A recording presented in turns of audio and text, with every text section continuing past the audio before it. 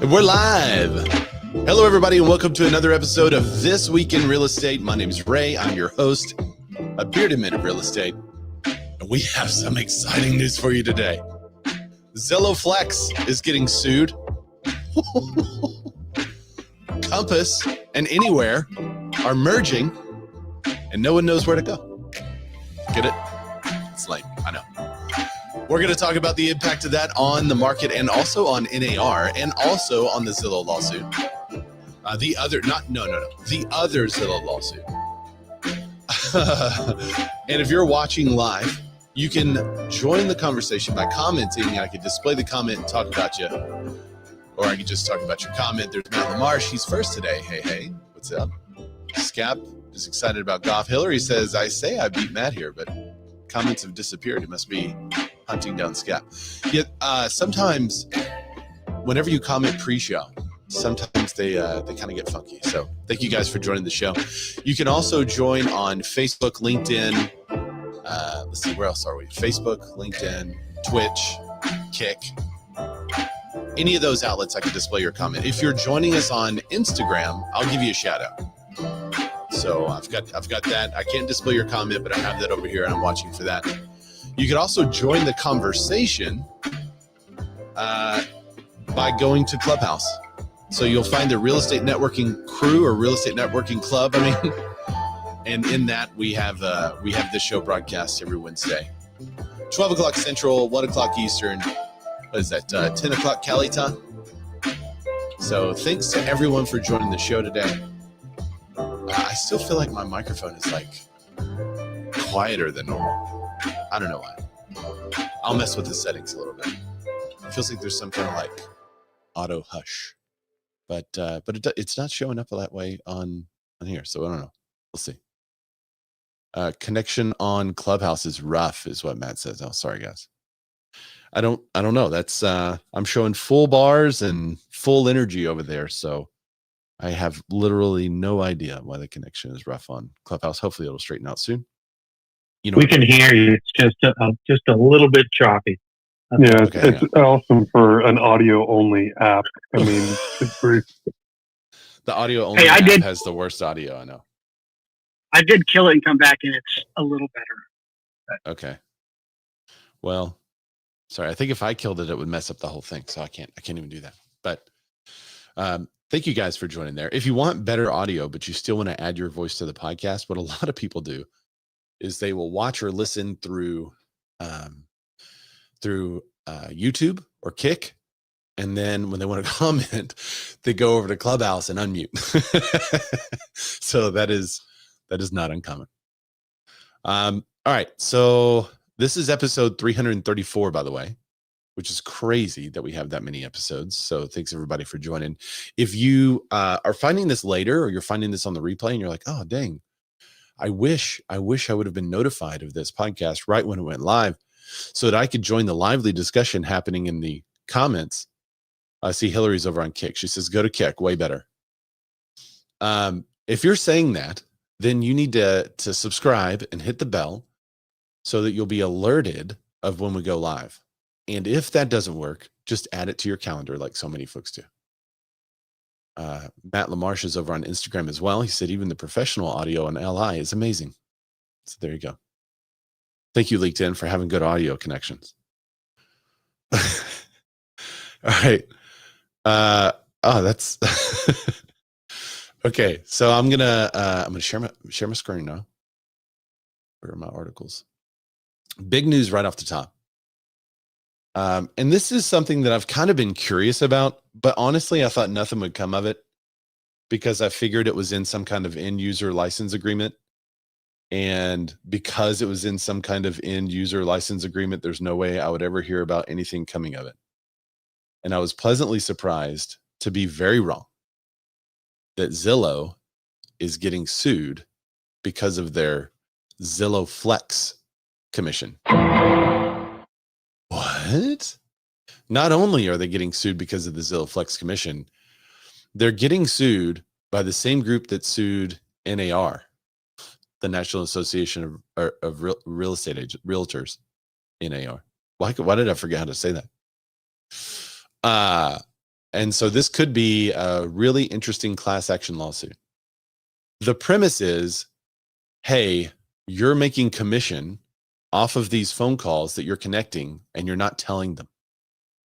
So if you're a buyer, this may be news to you that when you click that button to connect with a real estate agent, Zillow is taking as much as 40%. I think it's 40%. I don't think it's any higher.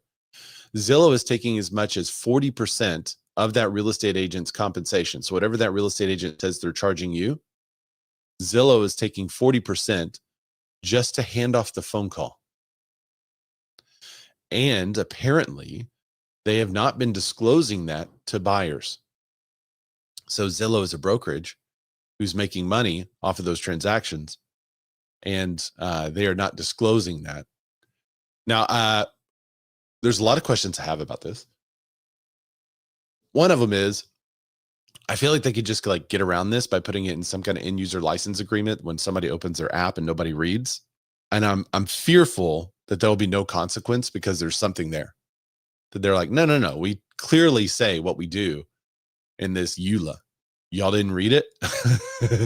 And I think there needs to be way better disclosure, just like any real estate agent. I don't think we could have an end user license agreement just to send someone something for using our website and then to charge them for buying a house and say, no, it was in the EULA. But Matt Lamar said, I'm off CH. I can't. Sorry. Bright side, more engagement here. Okay, good. More engagement over on the YouTube and in the chat. Thanks, Matt. Matt said that 5,800 page document. Yes, that EULA, that if you want to use their website, you have to agree to it. My fear is that it's embedded somewhere in there and there's going to be absolutely no consequence for this and no change of behavior because they're going to say, look, we disclosed. All right, but let's get into it. A fresh wave of commission litigation has landed on Zillow's doorstep. On September 19th, 2025, a home buyer, Alucard Taylor, filed a class action lawsuit in U.S. District Court for the Western District of Washington, accusing the portal of using deceptive practices to inflate home purchase costs. The case, led by Higgins Berman and Cohen Milstein, the same firms behind the landmark Moral Commission lawsuit that ended in more than $1 billion in settlements.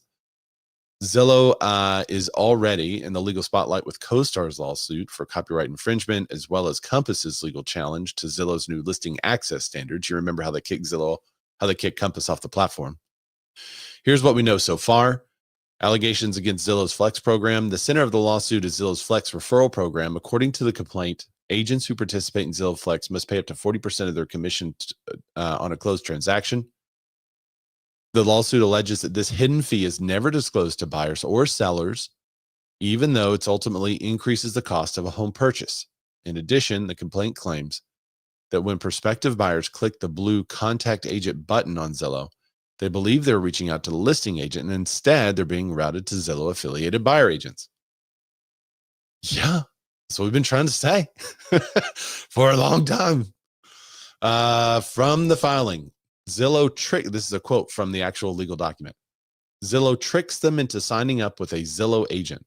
If the agent is part of Zillow's Flex program, Zillow gets 40% of the agent's commission, a payment on the back end that is undisclosed to all parties involved.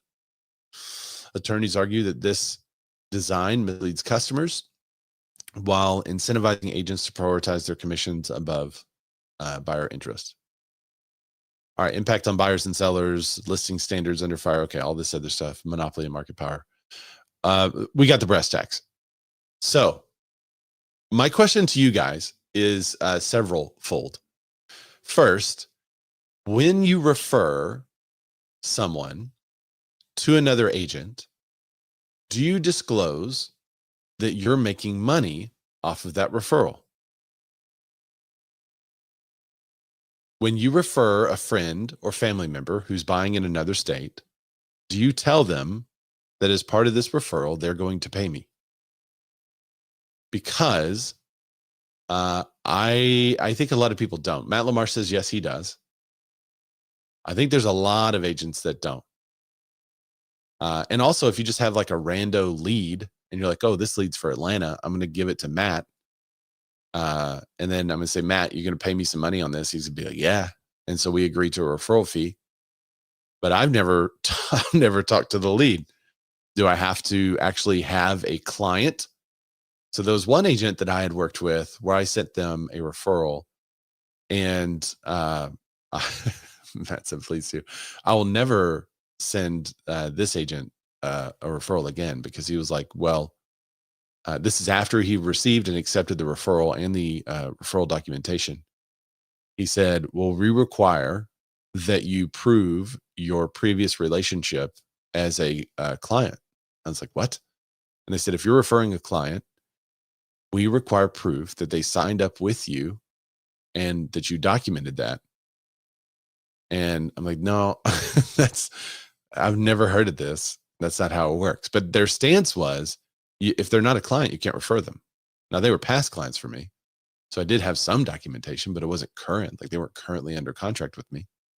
But it was a way of his brokerage trying to weasel out of the deal. So we put a stop to that. I said, no, that's fine. I'll refer someone else. And they quickly went back and said, oh, for you, we'll change for you. It's like, okay. So all that to say, if there's not a way where you're currently disclosing to your clients that you're going to make money off of them as you refer them to someone else, this lawsuit would encourage you to do so, because, quickly other agencies and brokerages could be pulled into this. And we all have the documentation of the referral. Well, how have you documented the disclosure that you told them that you're going to make money off of them? So I know we're looking at this thinking, ooh, that's such a good lawsuit. Zillow hit because this Flex program and no one knows about it. And that's so creepy and cruel. Well, check your own docs. Do you have proof somewhere that you disclosed to those people that you referred across the country that you were going to make money? If not, could they join the class action lawsuit and this be spread to other agencies and brokerages? So I think this is a canary in a coal mine type of situation. Like, hey, brokerages, get your stuff together. Because if this goes through, I presume they're going to try to settle outside of court. That way they don't have to change any practices or do anything different. But I would assume that if this goes through, then that puts crosshairs on every brokerage around the country that's done a referral deal, which is not pleasant. That's an unfun take, right? So I heard somebody on mute. Oh, Matt, what's up? You're back on Clubhouse. Yeah, You want to talk now? Sorry. I can't fast enough. Yeah, so I do a lot of referrals. I probably do 65% of my business is incoming and outgoing referrals. Nice. And when I get someone, as an example, I had someone in the last month that we sold their house here and they moved to Colorado. And I referred them and I told, they asked me, they were like, hey, do you know an agent in Denver? And I was like, I do. I will get you to sign this piece of paper, though, that says I will be referring you to them so that when they help you, close the deal, find a house, agree to all the local terms, conditions, regulations, rules, blah, blah, blah, because I'm not in Colorado. I don't know what happens there. It's still your decision to work with them. But, if you want to go interview 2 or 3 other agents while you're there, by all means do so. I think you should do that. In fact, I don't think you should just take me at my word that this particular agent is good. But when I send you to them, and if you decide to work with them, I will be compensated for that. And then, at least here in Georgia, we're actually required with our company, and I'm sure there's others that are doing it, but I'm going to go out on a limb and assume that most aren't. That we have to have that referral agreement signed by our clients. That's nice. We are being referred. We understand what that means. Yeah. We understand what that says. So it's very, very clear. But I know not everyone's like that. Yeah, I mean, like you said, our state does not require it at all. And I've never even thought about it. I disclose to our clients. I tell them, like, hey, these are our referral partners. We'd be happy to connect you. And they do compensate us for that connection. But that's not why I'm giving you the connection. I'm giving you the connection because I know these agents rock. But so we do disclose that, but it's usually verbally. But now I'm like, ooh, We should get that in writing. We should definitely do we consider think getting that in this writing. do we think this is for consumer protection or just I mean, that's financial always disclosure? that's always the route they go, transparency. right? Yeah. It's just transparency. I mean, it's just like anything else, honestly. If I got a great referral from a home services provider for another home services provider, I'm still going to do my own due diligence. And even if that guy gets the kickback, to me, if you do a great job and if you're being referred, those two things to me are like big boxes to check. Because I'm also looking for people for my clients, not just my own necessity or need at that time. So yeah, Good business practice, transparency.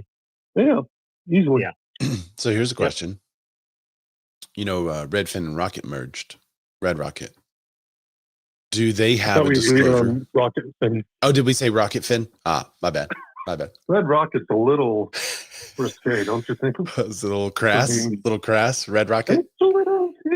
It's close. Okay, so they have a referral program where when they refer an agent from the mortgage side, they take a huge chunk of that money, and they advertise it as, we're going to give you a rebate, and the rebate's never how much they take. They always take way more. But I wonder if they have a disclosure that they're taking that money from the buyer. Reload companies. We have clients that are like, I'm going to use this reload company because I get my reload benefit, and they're going to give me $2,000 to move. And then I do the math. I'm like, wait a minute. That company that's giving you the $2,000 benefit is trying to take $4,000 from me. What if I just give you $3,000?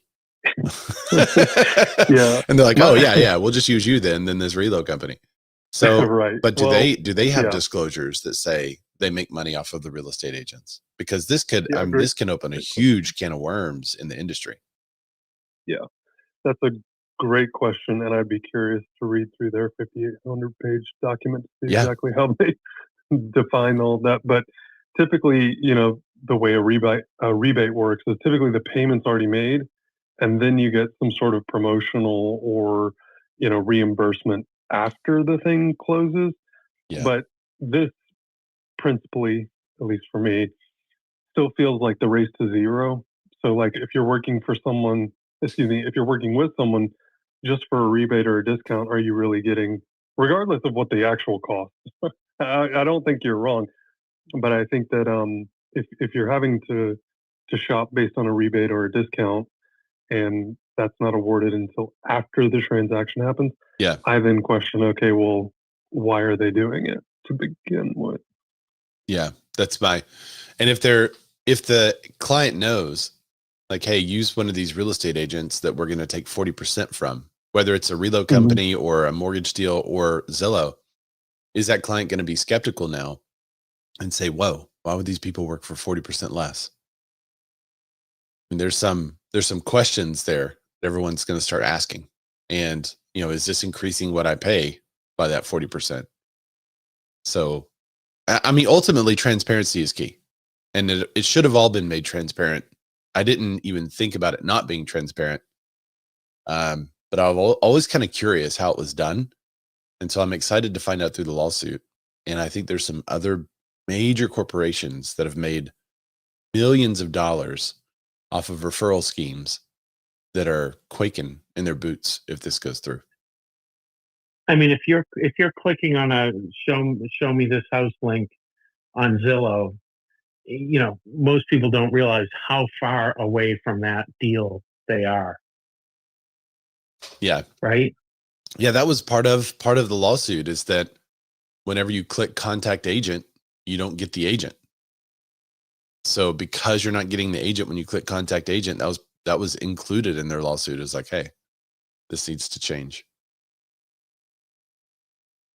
Okay. Any other words, or forever hold your peace? Actually, you can always go to the replay, and on the replay, you can jump in the comments. I love the replay crew. So feel free to drop in the replay. What do you think? Is it going to work? Is this lawsuit going to work? Is Zillow going to get sued? And is it going to be successful? Are they going to settle out of court with no change in business practice? Are they going to have to change in business practice as part of the settlement? And then does this open up a huge can of worms to the big referral companies the banks, the reload companies, and even to your own business practices, real estate agents around the country that are referring people.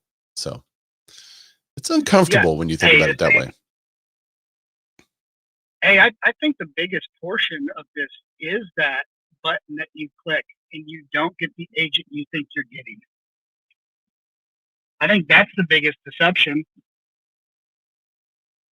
Yeah. I think it's the biggest deception for us as well, because it's our listing and you're using our listing to make money by selling that opportunity to somebody else. That I find is deceptive as well. I agree. That's why I'm going to start charging Zillow $100 per listing per day for them to have my listing on their platform. It's like NIL for college athletes, basically. I mean, Andy. I like it. I'm going to have some swag too, so keep an eye. So on I was wondering why we didn't start with the Anywhere Compass conversation, but this is a great segue to that, because we all know how much Robert Refkin likes, doesn't like being connected to Zillow and disclosure changes and all that. So now Refkin has got the crown on. Yeah, I'm glad right? you mentioned that. I'm going to try on Clubhouse. I still see that some of you are like the audio is muffled. I think it's just you. Am I choppy to you, Ray? No. Yeah, I think it's just your connection. I'm going to see. And I think can... because us moderators are in here, okay, maybe if you ducked off and came back on. I'll try to do that. Yeah, that's true. Like what Jack was just saying didn't break up at all. It's just what you're saying. Okay. Right? And if you don't make it back, we'll start another political. Here. We did last week. Hey, did that change anything? Yes, totally. Yeah, definitely. Is that bad? Okay. Apparently. Yep, you're good. The audio quality was set on normal, and I just put it on high. So I don't know. Yeah, it's definitely more consistent for sure. But I thought that was not only my audio quality. I thought that was yours. But apparently, I don't know. We'll see. Hopefully, yeah, I was going to say I don't think it works both ways anymore. It used to, but it's not. Got it. Something that's much. Yeah. Once you're on stage, if you're down in the audience and you improve the audio quality on Clubhouse, it gets significantly better. Everybody else. Okay. Yeah. All right. Well, Jack was setting me up for a beautiful segue. So I 100% agree with you, Jack. The reason why we covered that first one is because it kind of happened first in time.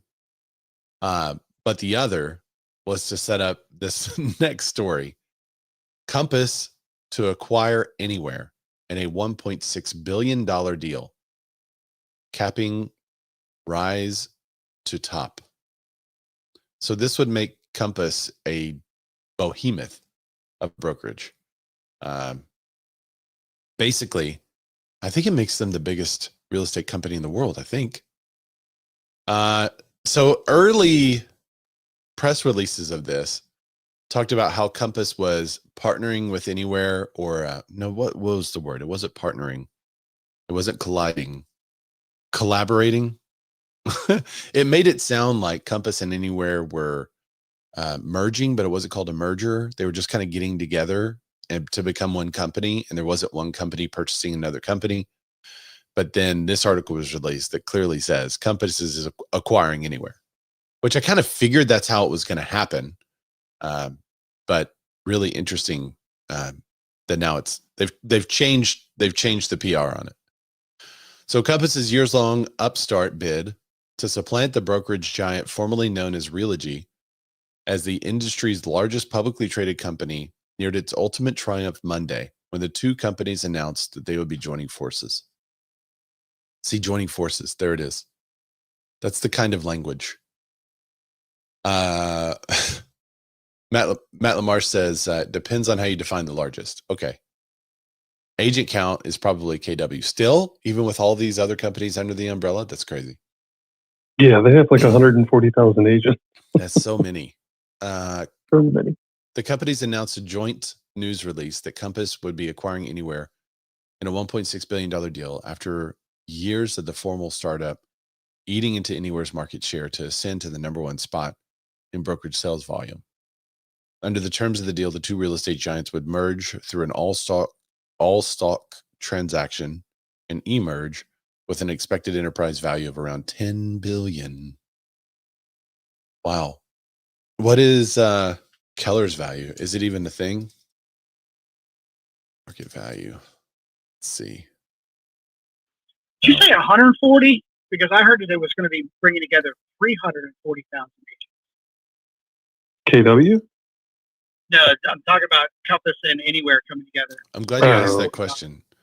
The Compass has an agent count of roughly 40,000. Anywhere has an agent count of 51,000. And an additional 250 franchise agents. Yeah. So what is that? 25341. Mm-hmm. If you count all the franchise. Yeah, so 340,000 agents coming together. Yeah. Yeah, including all franchises. Yeah. I think what the weird thing is on this one is that Compass, for the most part, is cloud-based, even though they do have physical locations. Most of those are generally with like a local headquarters or whatever for that state or area, and then probably individual agent or teams. While Anywhere is more of your classic, especially with Coldwell Banker and Corcoran and Sotheby's, where they actually have physical brick and mortar locations. Can you imagine the size of their off-market book now? What book? That is the key. Compass and Anywhere both declined to comment further details of the acquisition beyond a press release. I mean, what I want to know is it going to be Century 21 Compass? Is Compass going to just like take over all of them slowly? That's what I would presume, is that these brands that are not doing great, Compass goes in, changes up some staff, kind of fixes them, and then brings them into Compass and says, all right, you're part of Compass because you're not doing well. We can help you. But these brands that are very well established, I don't know how the agents are going to react, and I don't know how the community would react to just Compass taking them over. Compass's market cap stood just above $4 billion on Monday afternoon. The deal valued Anywhere shares at $13.01 a share in the deal, which is roughly 84% higher than Anywhere's stock closed Friday. Anywhere shares soared after Monday's announcement, though Compass shares lost value. Oh, that's interesting. So Compass acquires Anywhere, and people are like, "Ooh, why are you mixing with them, Compass?" While the Anywhere stockholders like, yes. Who has more debt? More depth? Oh, Anywhere. Anywhere. Was it Anywhere had was it 2.5 billion in debt? Mm-hmm. Yeah. I don't know the number, but I know that Compass was taking on a majority of it. Yeah, because they had to pay into the lawsuit. Hillary says those others will retain their names and identity if they choose to. How long that will last, though? Yeah, 100%. I feel brands like Coldwell, Corcoran, Sotheby's, those brands probably aren't going anywhere. No, but I feel like Century 21 is. Yeah. I think they're going to get caught because they're just not doing what they would do. Oh, great comment. Justin Conoco joining us from Canada says Ray Ellen is incredible. 100%, man. Yeah, but if you've seen his Labubu, it's weird. I mean, His La Ray Ray is great. La Ray Ray. Yeah, if you missed that, you gotta check me out on Instagram. Ray Zorback, RayZorback. Labubu are terrifying. The La Ray Ray is cute and cuddly. Enjoy your nightmares. Hillary says we're still Pilkerton. But I did notice the sign changed to Compass a week or two ago. So yeah, those small indies that are kind of mixed up with all this, that'll be interesting. So at least here in Atlanta, the Christie's affiliate that was absorbed or merged, acquired, I can't remember exactly how it went down, but it was about a year ago.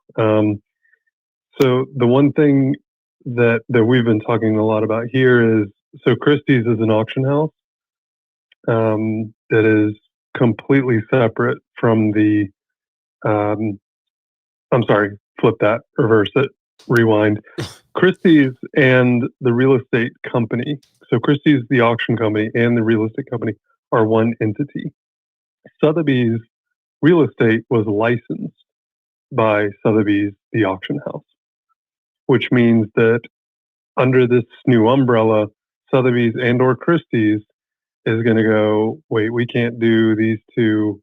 And again, I don't know if this applies to other markets, but it's just something we're talking about here in Atlanta. I don't know how these two auction houses are going to coexist underneath the same umbrella. Yeah, good point.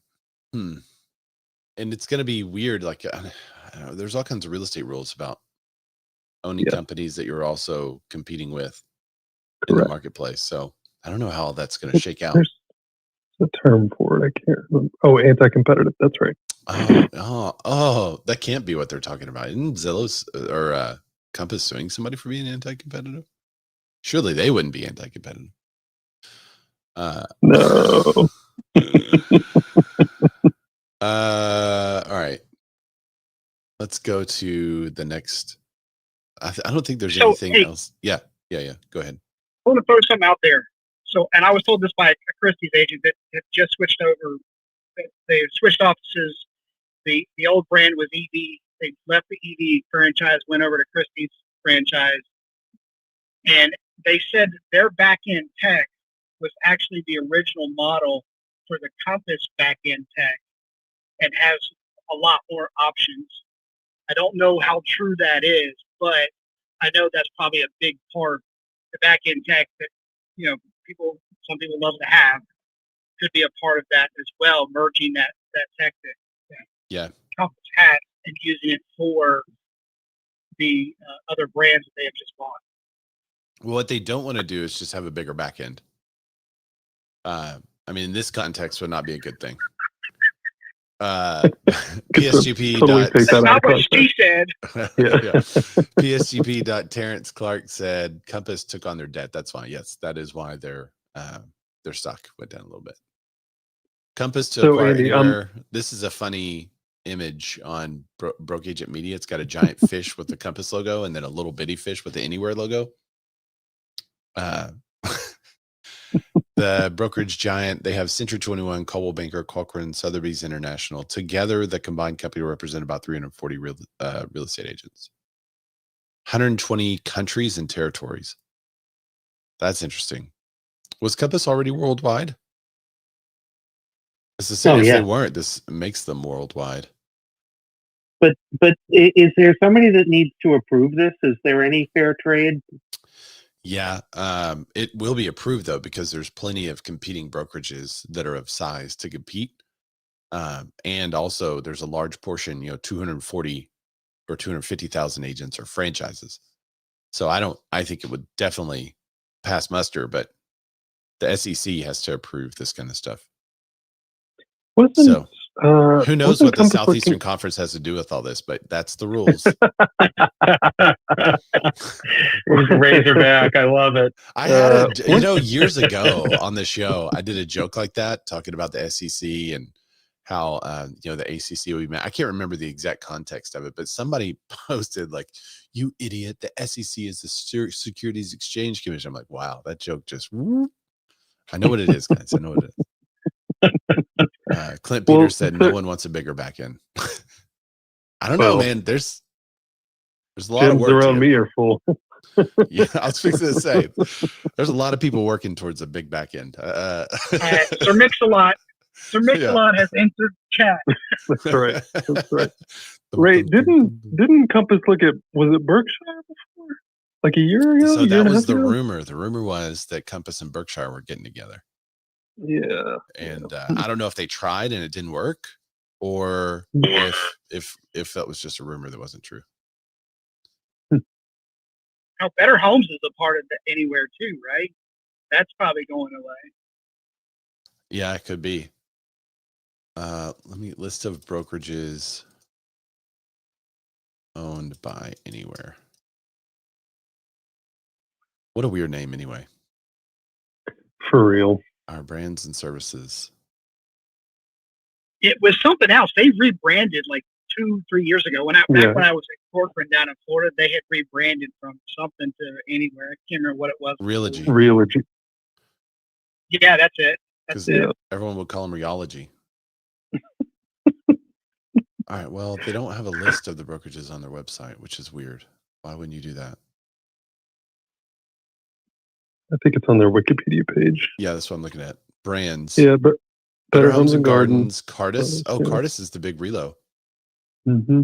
Century 21. Coldwell Banker Commercial, Corcoran, ERA. I forgot about them. Mm-hmm. Is that what it means?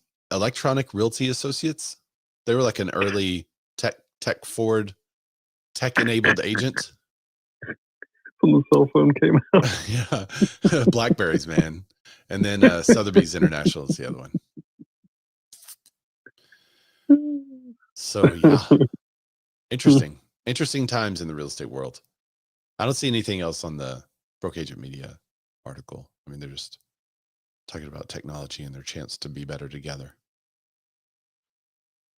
A big question that Inman asks is NAR the big loser in the Compass and Anywhere deal?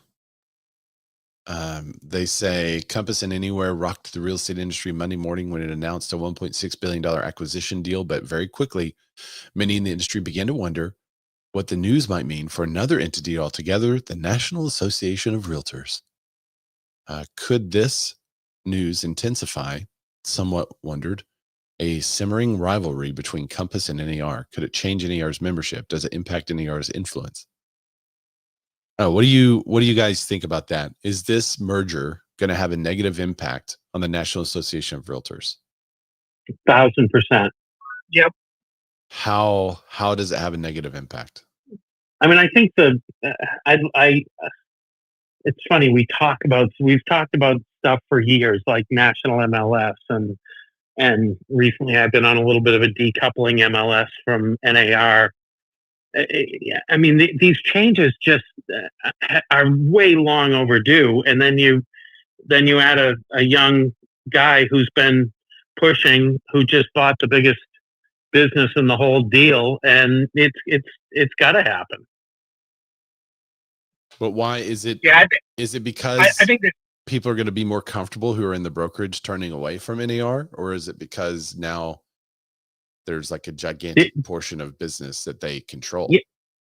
Well, there's more horsepower pushing the change. Before he was just like one of us for the most part, and now he's 340,000. Now he owns. Yeah. Yeah, that's a good point. Their vote seems to matter more. Also, that's a good point about him being an outsider. Now he's one of us, because I don't think a broker just came out against Compass wholeheartedly and would say, like, I don't like Compass. They did say these business practices are not what we do. But now that he owns Anywhere, I mean, that pretty much shuts up a lot of that stuff, because he's one of the biggest in town. Courtney. Yeah, but for certain brands, because what he's doing, the high-end brands, the luxury brands like Corcoran and Sotheby's have been doing that for a long time, because a lot of their clients don't want their stuff out there in the public. Yeah. Yeah, the combination of luxury brands is going to be cool to see. Courtney McCullough, living in Columbia, South Carolina, says it was a Tinder date gone wrong with Berkshire. And she says it's all about the control now. Mm. Yeah, you're right, Andy. It's, having access to those other luxury brands and those other luxury brands' private listing inventory. That is interesting. And if Sotheby's is just a licensing thing for the name from the auction house, that's money that they can, scoop back up and not have to worry about paying that licensing, and just merge all of those people either into Compass Luxury or into Corcoran. Mm-hmm. Yeah. Okay, so I've been doing a little digging. So Compass, prior to this, and who knows how long this will actually take, didn't actually have anything internationally, with the exception of some of the Christie's affiliates that they absorbed a year ago or whatever. Thanks for giving me a number crunch on that. So this merger makes them worldwide. Correct. Additionally, so they have 33,000 agents in the United States Compass does. Anywhere has a total of 300,000 with about a little less than half of those, 134,000. But if you take that 333,000 total in the United States, that based on the last membership report is like 20% of NAR. Wow. If they're all truly realtors. Now, so devil's advocate, wouldn't it be smart for them then to promote membership in NAR so that they do have control and can say, we have this many agents who are now in your organization. You're going to do what we say. Yeah.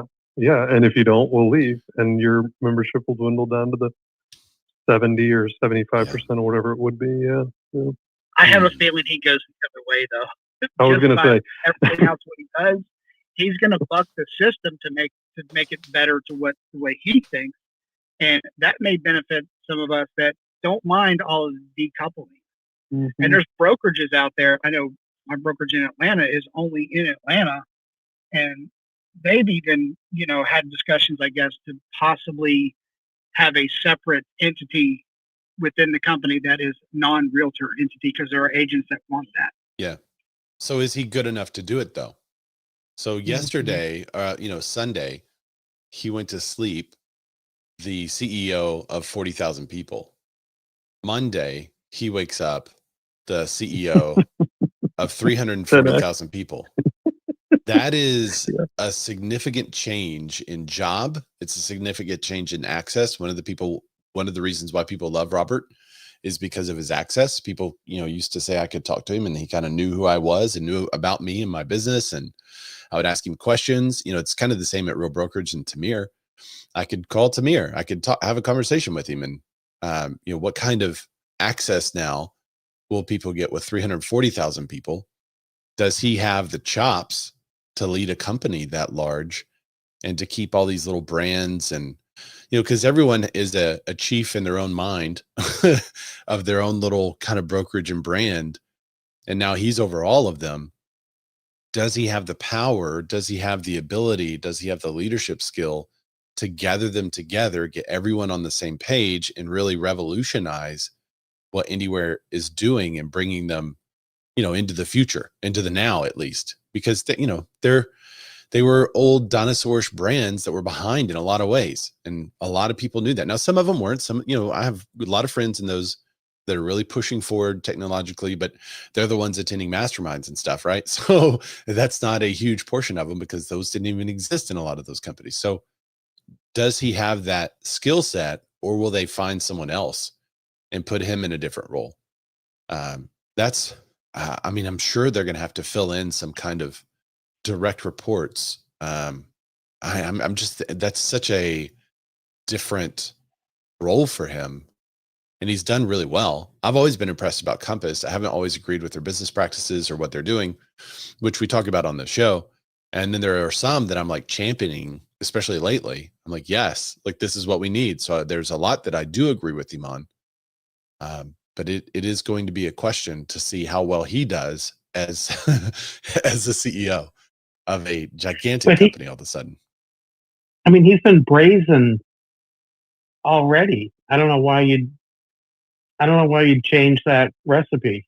Well, can he still be brazen and maintain 340,000 agents? Or with direct reports. Yeah. Will he have to change? Will he have to mute his message? Will he have to be more political? Will we see him lose the fire because he's kind of won? So a lot of people, when they win, it's like, okay, now what? Now where am I going to go next? And they take a huge cash out. They're paid handsomely, and they go do whatever they want. I think after the NAR stuff, people will have an open ear to some of that. Yeah. If I was before too, if I was him and I complete this gigantic merger, I go through the lawsuit with the Northwest MLS and with Zillow, and I get my listings back on their platforms.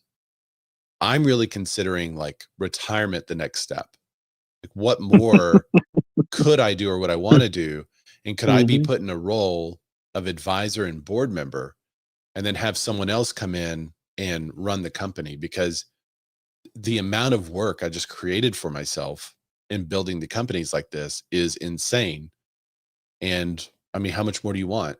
So I don't know. We'll see. He may be a guy that's like, okay, this is just the beginning.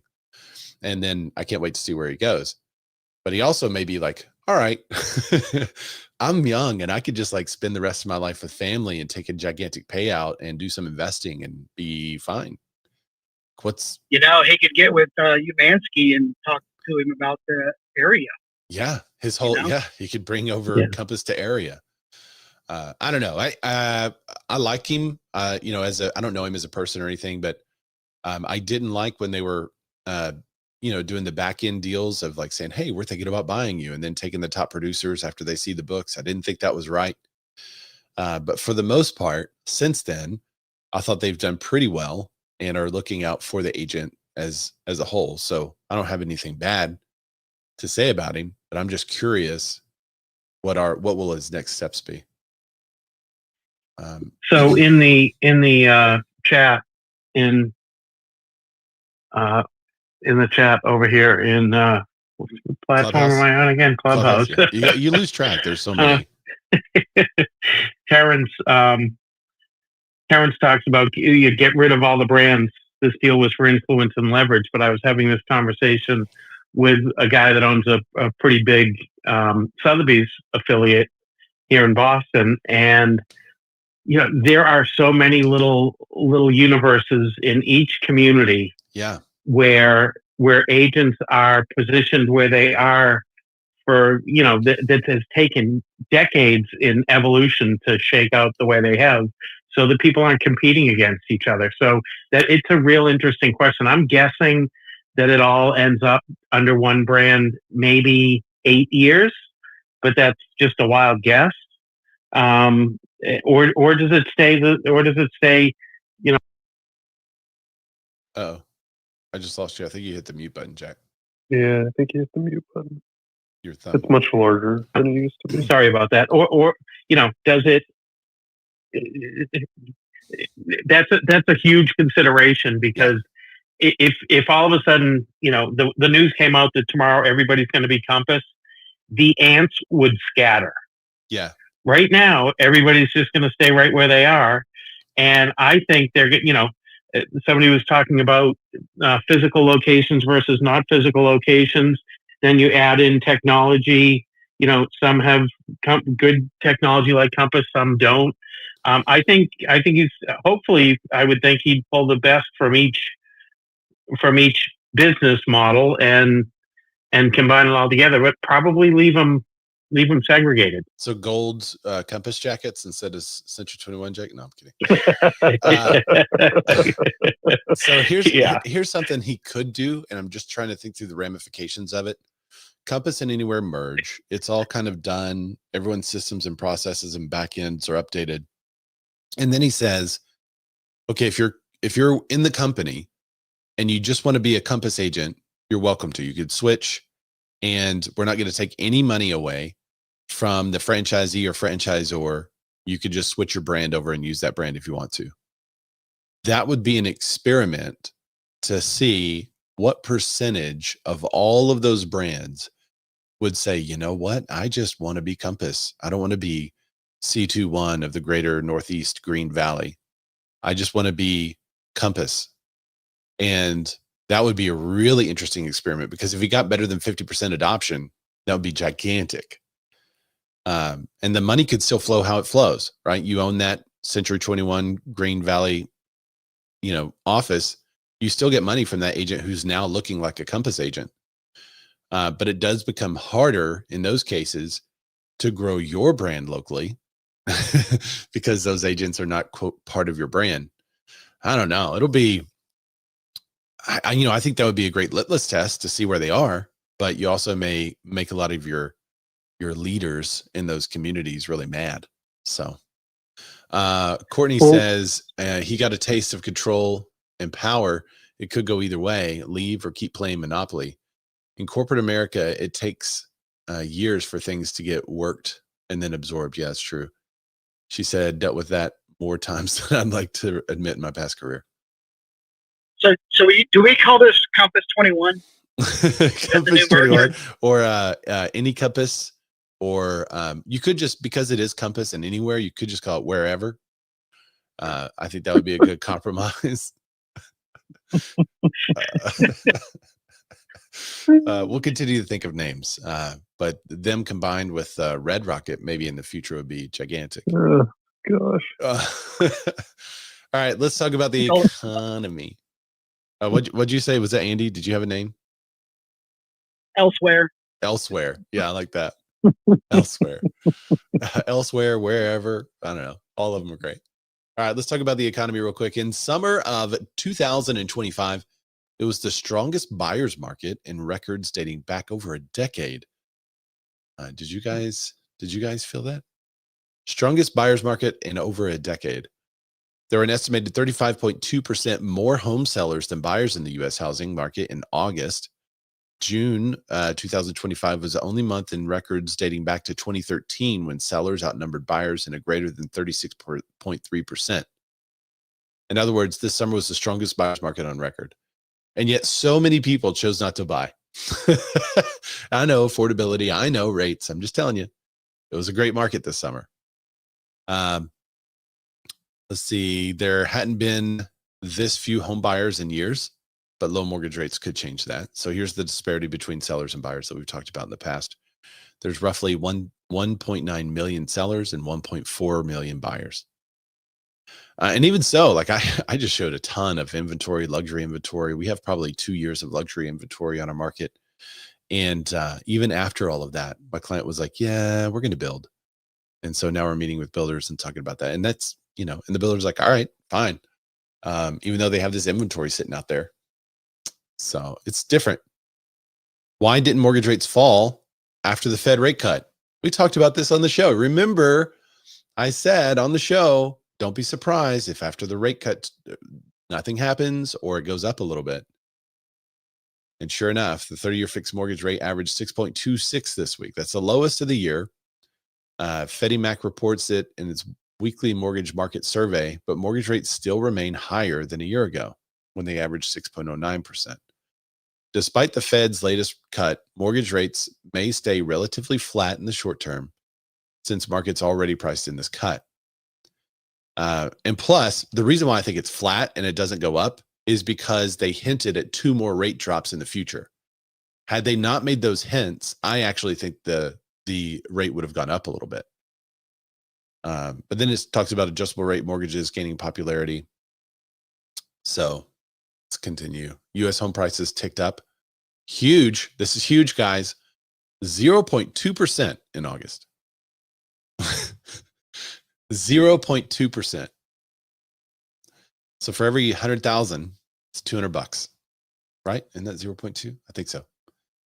On a year-over-year basis, home price growth slowed to 3.1%. That's the lowest rate recorded in Redfin Home Price Index going back to 2012.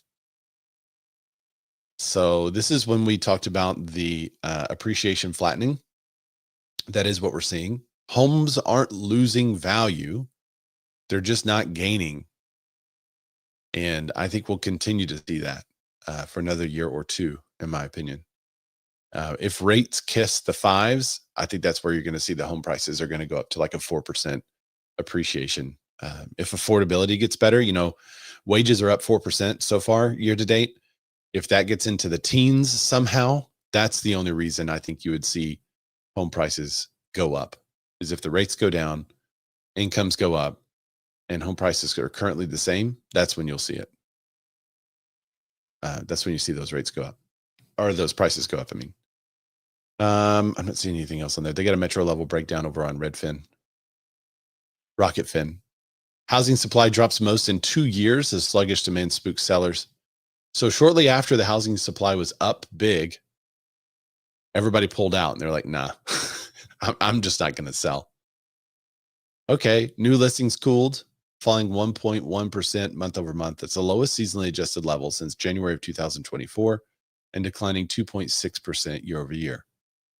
Sellers have been pulling back because homeowner demand is sluggish, even though it was a buyer's market. With sales still far below pre-pandy levels, pending home sales and existing home sales were both little changed in August. This is a quote from Let's see, Chen Zhao, Redfin's head of economic research. High housing costs and economic jitters have rattled buyers, and that unease has spilled over into sellers. We're currently expecting existing home sales to end the year at around 4.05 million, or roughly flat compared to 2024, which is the worst year for sales since 1995. Wow. How many real estate agents were there in 1995? It's a curious number. How many real estate agents in 1995? Google says 1.5 million in December of 1995. All right, how many real estate? 1.58 million in 2025. I feel like it's a lot more, but maybe it's not. Nearly 2 million. So 500,000 more agents or so. Well, that's 500,000 or so agents increased, and volume is roughly the same. Yikes. That's tough. I'm seeing 836,000. 836,000 in 1995. Mm-hmm. Oh wow, that would be a huge difference then. Are you talking about members of NAR, or are you talking about real estate agents? Yeah, I did both. I just looked up real estate agents. Yeah. Hang on just a second. Yeah, realtors is 836. Oh, I see. Yeah, 870,000. Yeah. No, wait, that's homes. Hang on. 719,673 NAR in 95. It's all over the place. So that's old data. So if it's 700,000, that means it's 2.3 million or 1.3 million more people. Mm-hmm. How many real estate agents? 1995. Oh, I see. I expanded the little drop down, and that was the number of homes, single family homes, not single agents. Watch out, they're about to sell your data. I know. Let's see, 1995. There was 4.8 months of supply in 1995. That's interesting. Yeah, I think your 700,000 number is correct. So that's 1.3 million more agents, and the sales are roughly the same. Yeah. That's wild. It is. Okay. Sorry Especially for looking at the overall population, like that's nuts, actually, when you think about that. Yeah. That's crazy. Sorry for the detour, the number crunch. Yeah. Wow. Mortgage demand stalls after mini refinance boom. This article came out today. After a massive 58% weekly surge in refinance demand the week before, mortgage demand stalled this week. Total application rose 0.6% from week to week. The average contract interest rate, did y'all catch that? Hang on. Refinance demand, which had spiked dramatically higher the week before, climbed just 1% for the week. All right, guys. All right, so it grew 58% last week. This week it's 1%, only 1% higher. Well, that's because it grew 58% last week. So if you took the 2 weeks ago number, it would be 59% higher this week. Do you see how the headlines, man? Mortgage demand stalls. It didn't stall. It's steadily still at the same level. That's crazy. It's 42% higher than the same week a year ago. Why is the headline it stalls? It didn't stall. What are y'all talking about? Mortgage demand didn't stall this week. It was 58% higher last week. It's only 1% higher than that. That means it's 59% compared to 2 weeks ago. Okay. Clickbait. Mortgage applications to purchase a home were essentially flat, up 0.3% for the week. 18% up from a year ago. Homebuyer demand typically tends to decrease during the fall, but it's still up compared to last year. What was it last week? I can't remember. That's wild. Why would they even do that? Sorry. All right, single family rent growth. We're going to another thing. Single family rent growth is starting to show weakness. I just don't understand. Like, why even have the headline? It's not. It's great. Anyway, and that's refi. I know that's different than purchase applications, but still, let's get the truth. After strengthening in the first half of this year, single-family home rents begin to slow in July. This could be a sign that the consumer struggles. Landlords are going to have to move to meet them. Single-family rent prices in July increased 2.3% from the same month last year, which is slower than the 3.1% increase average. Rent growth was just 0.2% higher in July compared with June, which is far below the historic monthly average growth of 0.7%. It's 0.5% off, guys. I mean, I know when it's multiplied by 1 trillion, that's a lot of money, but still. All right, that article is over on CNBC. You can read that. It's not behind a paywall. Housing costs. High housing costs are pushing some Americans to make major family sacrifices, like delaying having kids or giving up pets. What? I don't know a single person that gave up a pet or any of that. Nope. I can't click the link, but I see the link. You'll have to text it to me. I'll take a look at it. We have a new show coming out that's kind of in that vein, by the way. So stay tuned. If you haven't subscribed to This Week in Real Estate, it has my face. You can't miss it. It's a bearded guy in white background. If you haven't subscribed to our YouTube channel, you should subscribe, because there's going to be some content on that is not included in this weekly podcast. I don't know if we'll put it out as a podcast itself, but it will be a show that's right around 45 minutes to an hour. And we're going to be deep diving into some fun stories. And we'll also put out little shorts and stuff, but you're going to want to see it. So be sure you subscribe to the YouTube channel. I'll try to put it out on other stuff too, but it's mainly going to be on the YouTube channel. All right. What else do we have here? With mortgage rates declining, homebuyers must decide. Oh, I kind of skipped through this article because it was dumb. Just over 1 in 20 of the people who struggle to afford housing said they moved in with their parents. 6.2 moved in with other family members. 5.7 moved in with roommates. 2.8 moved in with their grown children. Multi-generational housing is real popular right now. Let's see, on the flip side, 2.8% postponed getting a divorce or separation. 4% of people who struggle with monthly payments have decided against or delaying a child to afford housing cost. 4.4% gave up or reduced college savings for the children. And 3% enrolled their kids in a low-rated school.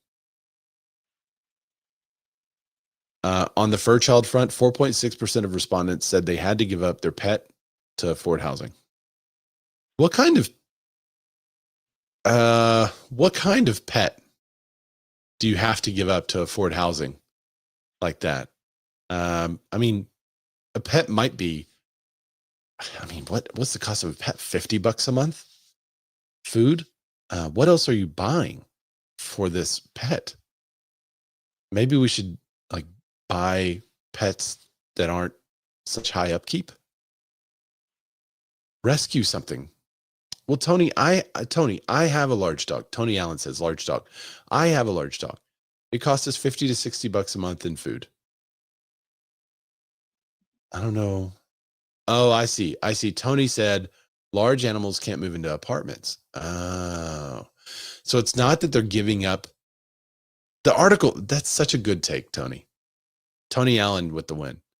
That's such a good take. It's the other way to read the same stats and to interpret this, because in my mind, I don't know why, even after the other article that we just talked about being so wrong, I read this as 4.6% of the respondents giving up their pets to afford housing, meaning that they're trying to save money to buy a house. That's not the issue. The issue is that they're giving up their pet to move into an apartment or somewhere that doesn't allow a dog or pet. Yeah, that makes way more sense. Teresa with the same mindset I was. Teresa Vinny was like, how expensive are these animals? Yeah, I can't buy a house because my avocado toast and my a hairless cat. I couldn't compute. It's like, it does not work. All right. So We got it then. I can't believe it. Somebody, I thought that was another. Oh, that was just Matt putting the. Okay, maybe rentals with upcharges. Yeah, okay. Rentals, they will upcharge you if you have a pet. The question they asked was, which of the following, if any, changes or sacrifices did you make in the past year to afford your monthly housing costs, including mortgage, rent, or insurance, parking, heat, cool, electric, HOA dues? The question was asked to the respondents who indicated they struggled to afford it. And then the response to that was, I gave it my pets. That makes sense.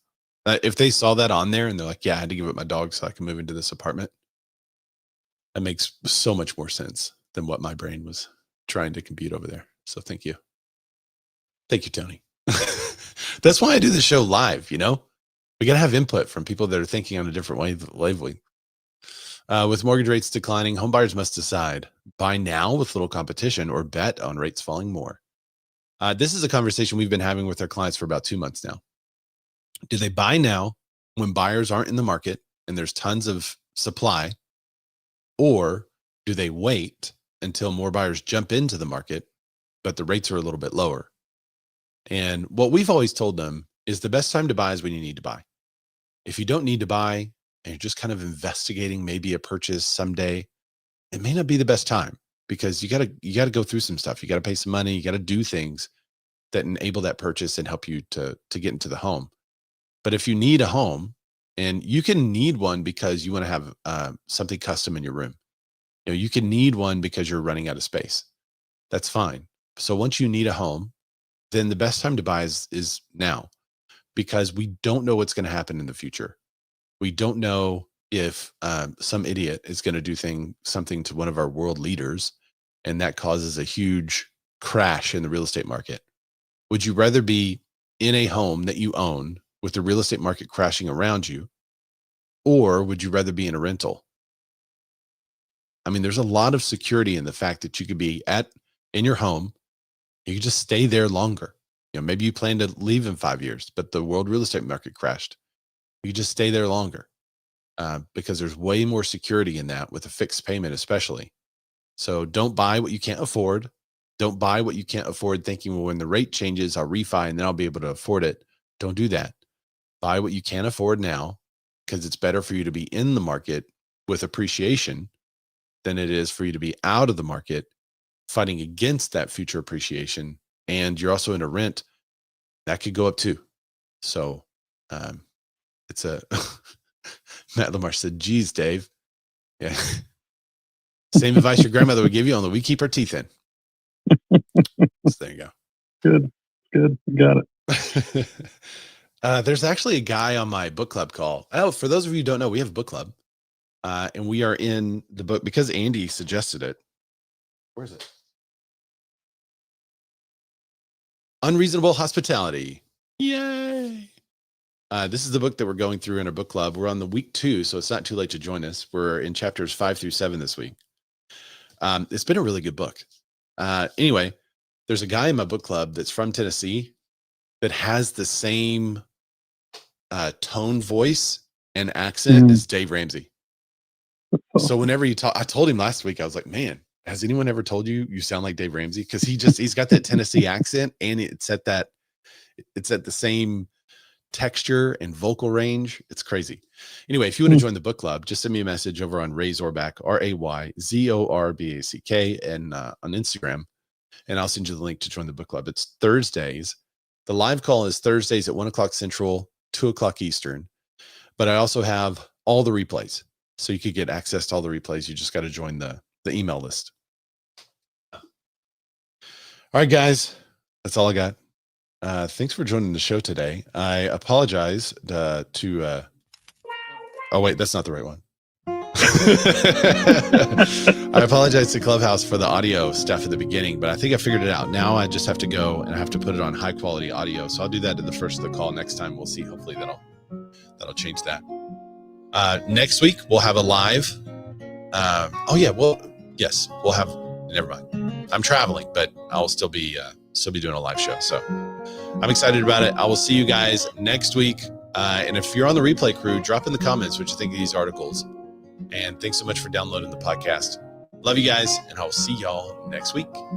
Bye.